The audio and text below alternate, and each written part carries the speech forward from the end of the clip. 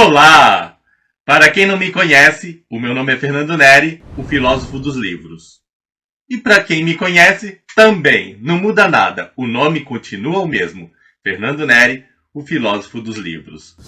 Já faz um tempo que eu tenho esse canal e eu venho sempre trazendo bons livros para os meus inscritos.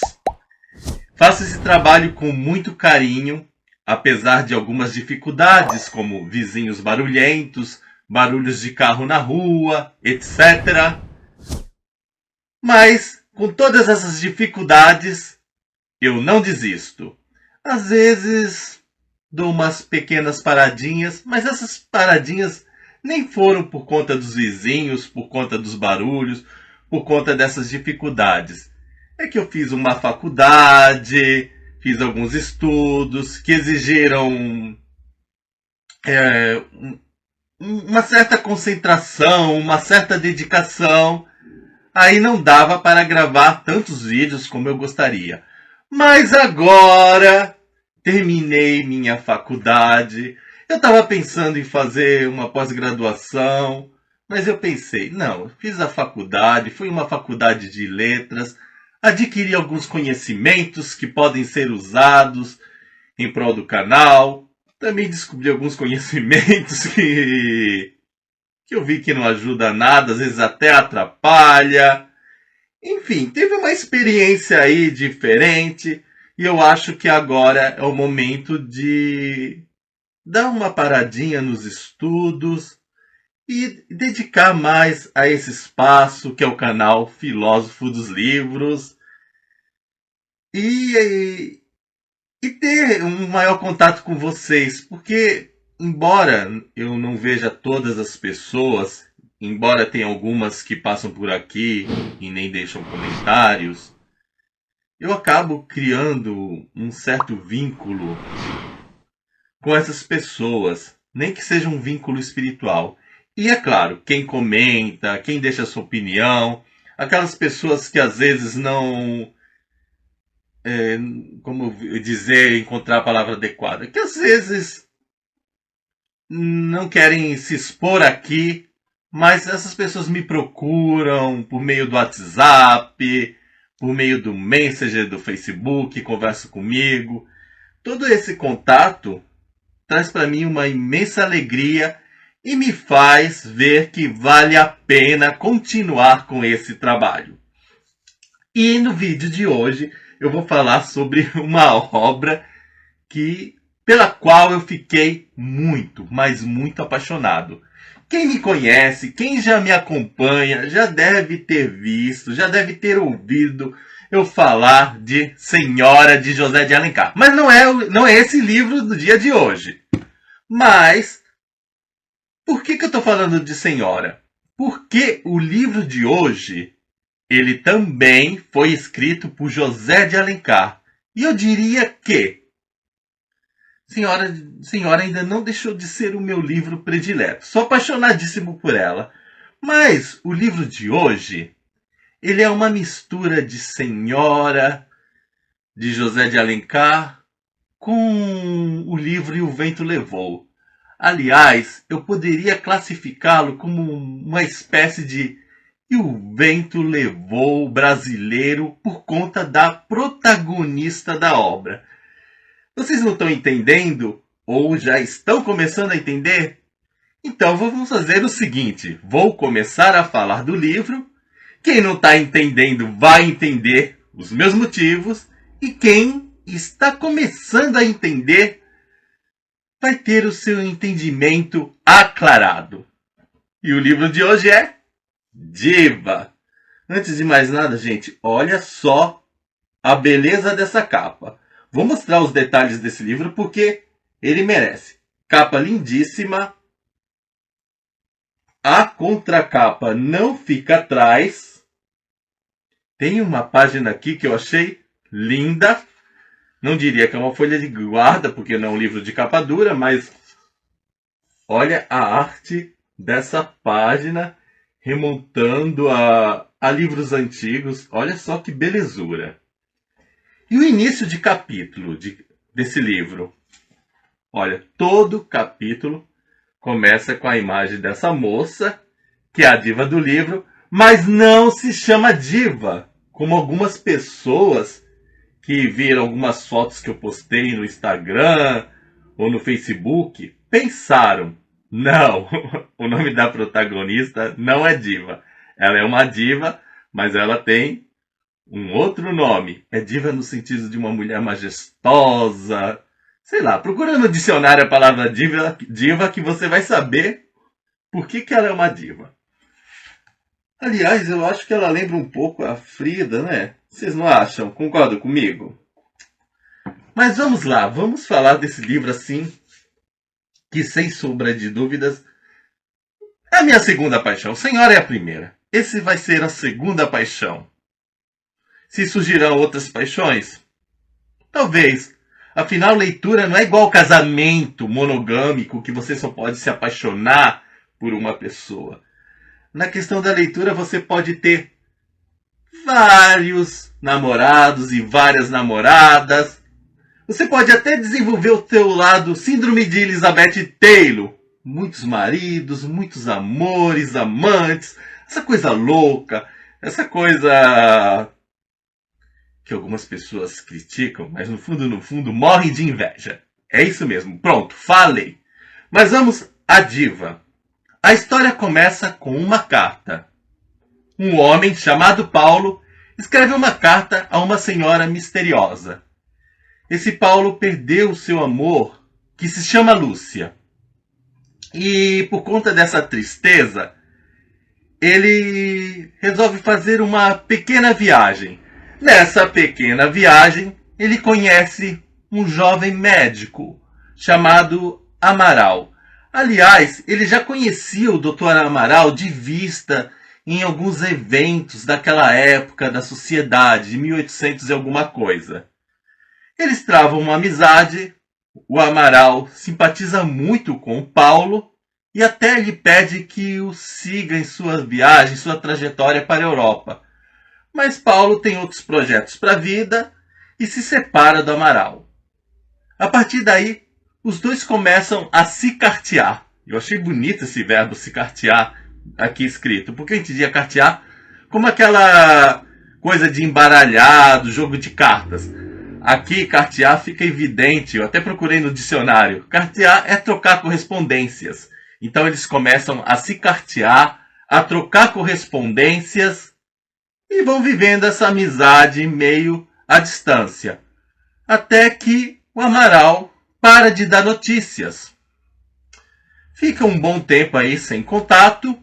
Depois desse tempo, o Amaral envia uma carta a Paulo pedindo desculpas, falando que sentiu um pouco de saudades, e junto com essa carta manda um manuscrito volumoso.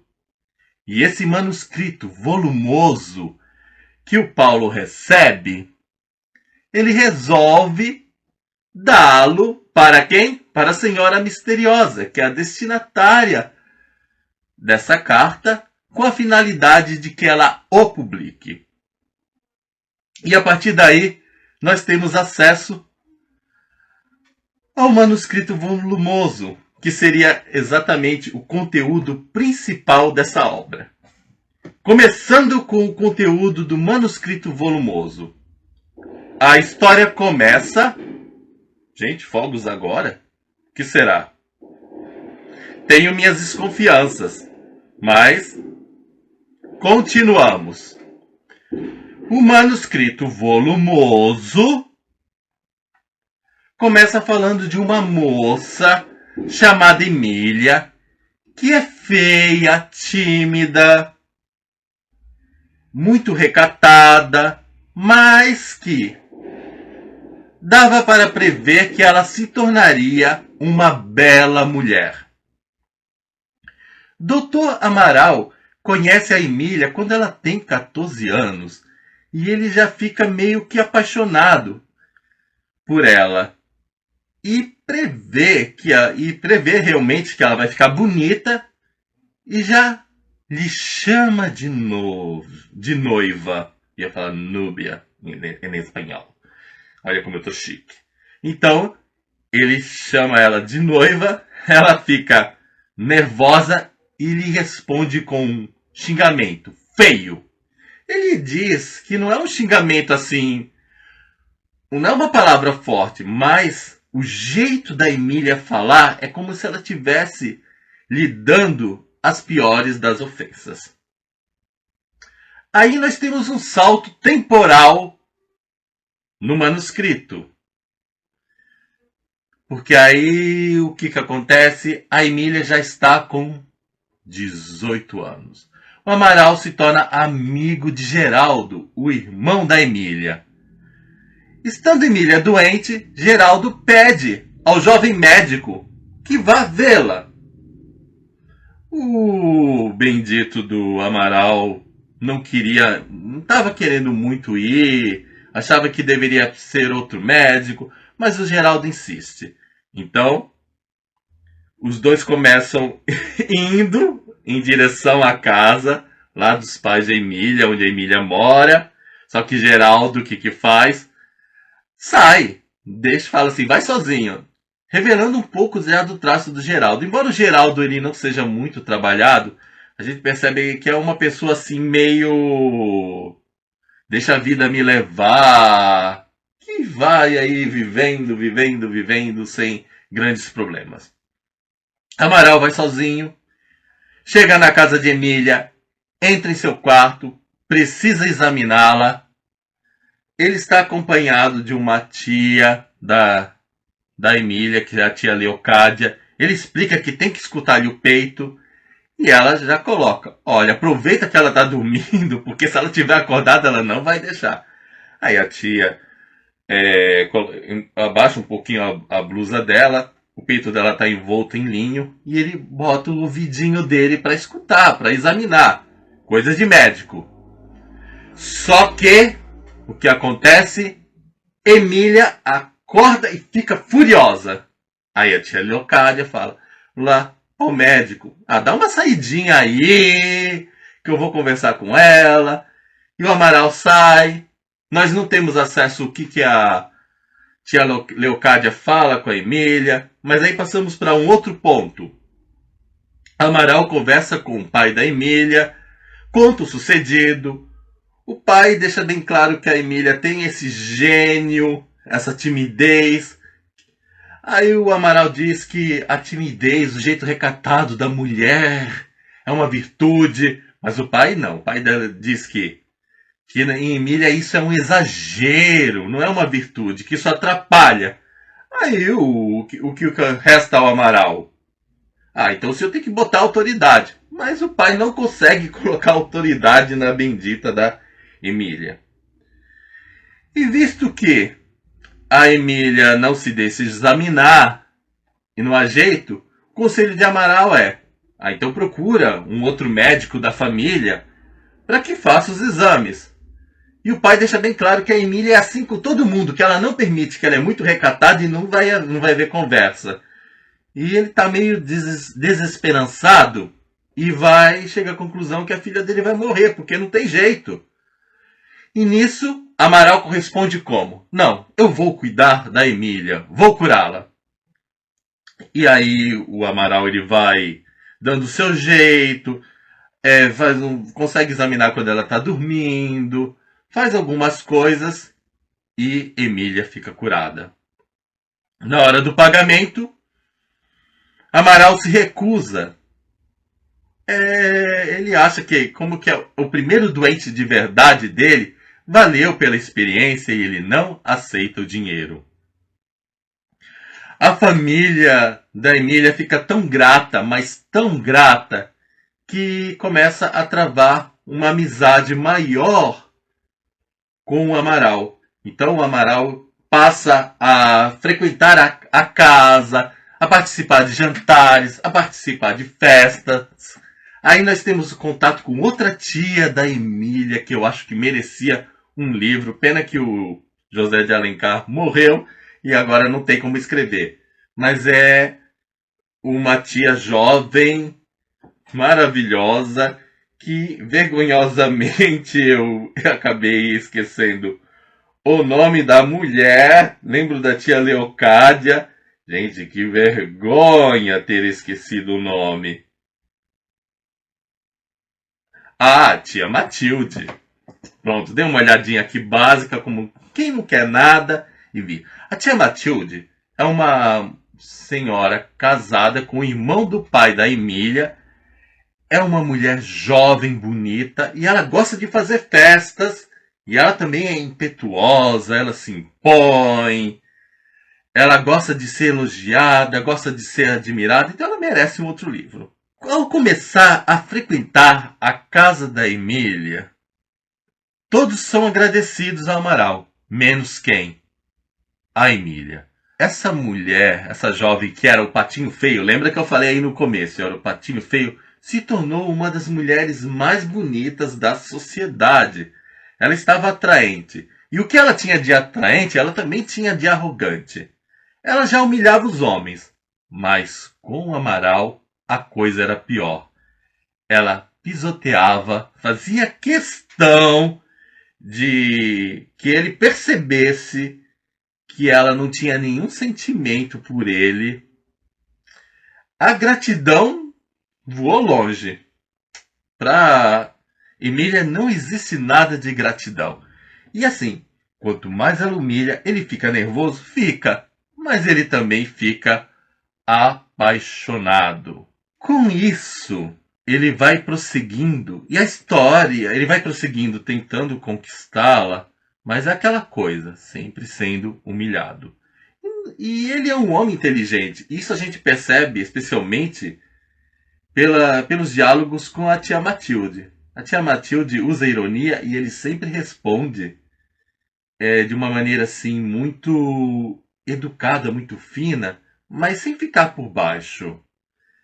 Então, os diálogos com a tia Matilde é uma coisa, um mérito à parte da obra.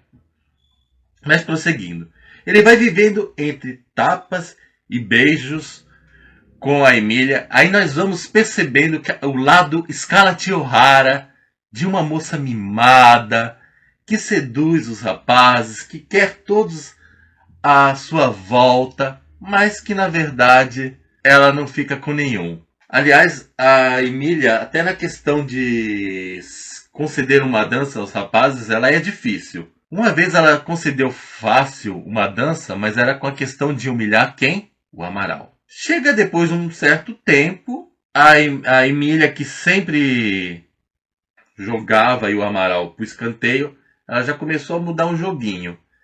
Era aquele joguinho do tipo, vem, ele vinha e ela mandava ele para longe. Vem para longe, vem para longe. Então era uma mulher bem complicada. Eu diria que, se eu conhecesse uma mulher como a Emília, eu iria odiá-la.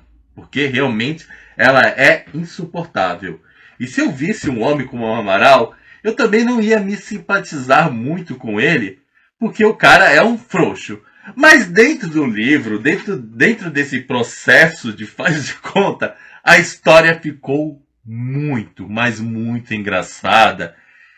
E me fez refletir que a gente tem pessoas assim, nós temos relacionamentos desse tipo, onde um humilha, outro fica como cachorrinho, e a vida prossegue.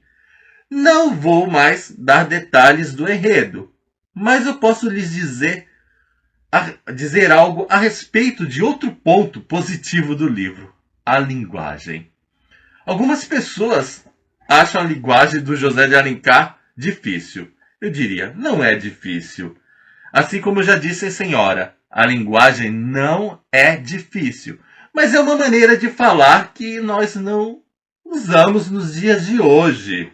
Porém, apesar de não usá-la, eu acho a linguagem assim muito, mas muito bonita.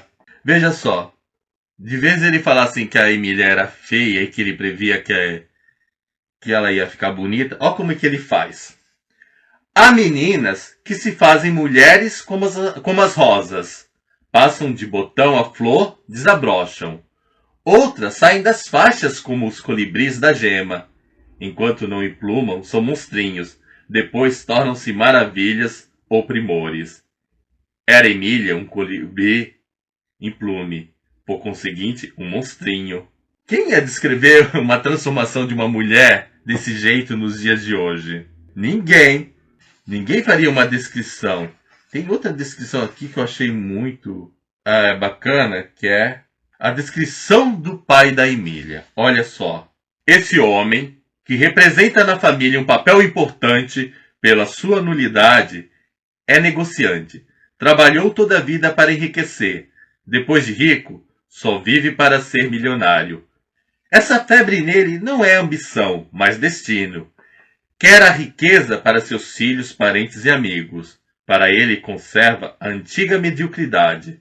Nunca até hoje o Sr. Duarte admitiu a menor alteração em seu sistema de vida e nos hábitos do homem pobre e laborioso que fora. A riqueza não fez melhor nem pior. Mudou de fortuna, não mudou de caráter nem de sentimento. O luxo, que desde muito tempo batia a porta da sua velha habitação, devia penetrá-la enfim um belo dia, sem que ele tivesse consciência disso. Quase se pode afirmar que não o percebeu. Para ele, essa grande revolução doméstica não passava de uma questão de pagamento, e, portanto, da competência do seu caixa. Em resumo, tem Duarte uma dessas naturezas essencialmente mercantis, que nascem predestinadas para o negócio e só respiram livremente na atmosfera do armazém. De resto, uma boa alma metódica e fria, como deve ser uma alma aclimatada ao balcão desde a infância e educada exclusivamente para o juro e a conta corrente. Nessa alma, como nos canteiros regulares de um jardim, não brota a urze das paixões, mas vem bem e com simetria a flor cultivada dos afetos calmos. Duarte ama sua família e estima seus amigos com sinceridade, mas passivamente sem iniciativa. Veja, ele fala sobre a questão do caixa, do comércio, compara ao jardim. É uma linguagem rebuscada, mas é muito bonita. Quisera eu escrever desse jeito. Talvez eu não consiga muitos leitores, mas eu ia sentir um imenso prazer. Aliás, se eu gosto, não é possível que eu seja a única pessoa no mundo que não goste desse tipo de livro. Então quem gosta já comenta aí. E eu vou já encerrando a minha resenha aqui. Se alguém quiser conversar comigo a respeito desse livro, fique à vontade. Pode vir falar comigo no WhatsApp, eu ia adorar. Aqui a gente não pode falar tudo que a gente pensa, a gente omite algumas coisas para não dar spoiler e não estragar o prazer de vocês. Mas quem já leu, olha, eu adoraria debater essa obra. Diva, que não se chama Diva, se chama Emília, se tornou o meu segundo livro predileto. Então, gente, é isso. Espero que vocês tenham gostado. Não se esqueçam de dar o seu joinha, nem que seja por caridade. Afinal, copo d'água, um joinha, não se nega para ninguém. Tchau para vocês e até o nosso próximo vídeo. Tchau!